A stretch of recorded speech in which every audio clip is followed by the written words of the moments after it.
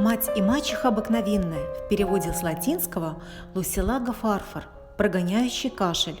Многолетнее растение семейства астровых, единственный вид рода.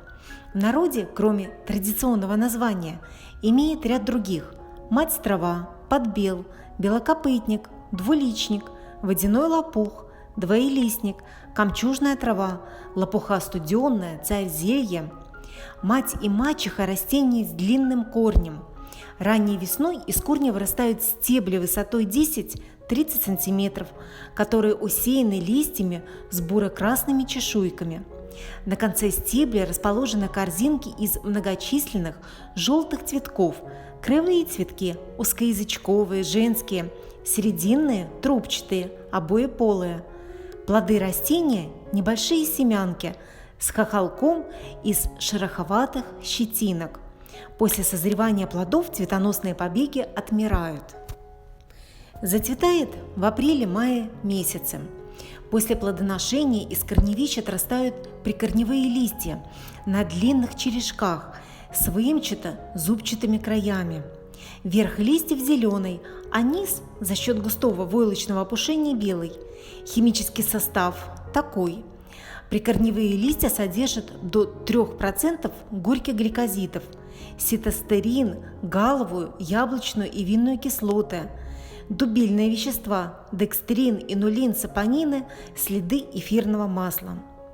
Мать и мачеха – старинное народное средство. Настой и отвар листьев растения, благодаря наличию эфирного масла и слизистых веществ, обладают отхаркивающим, мягчительным, противомикробным, патогонным действием. Их принимают при бронхите, воспалении легких, бронхиальной астме, туберкулезе, абсцессе и гангрене легких. Листья мать и мачехи входят в состав грудных чаев и подоконных чаев. В народной медицине отвар листьев употребляют при заболеваниях легких, гастрите, воспалении почек, мочевого пузыря, при диатезе. Отвар растений и свежие листья используются в виде компрессов при лечении гнойных ран, опухолей, фурункулеза. Отваром листьев мать и мачехи и крапивы моют голову при сухой сиборее кожи. Считают, что свежий сок растений является более эффективным средством, чем отвар сухих листьев. Поэтому в народной медицине при лечении туберкулеза легких, диатеза в летний период времени используют свежий сок растения. Сок закапывают в нос при насморке. Свежие листья прикладывают к колбу при головной боли. Ими лечат рожистое воспаление кожи, мозоли.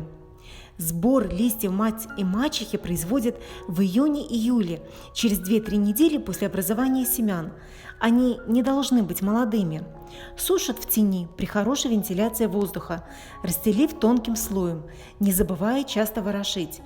Срок годности – 3 года. Цветки собирают в начале цветения до их раскрытия, удаляя стебли. Сушат, как обычно, расстелив тонким слоем. Срок хранения – 2 года. Корни заготавливают весной и осенью. Срок годности до 3 лет.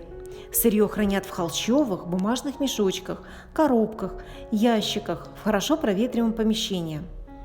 А вот интересные факты о мати и мачехе. По цветам мать и мачехи можно точно предсказать грядущую перемену погоды в дневное время. Если ближайшие часы будут теплыми и солнечными, цветки будут раскрыты, а если погода испортится и начнется дождь, они заблаговременно закроются.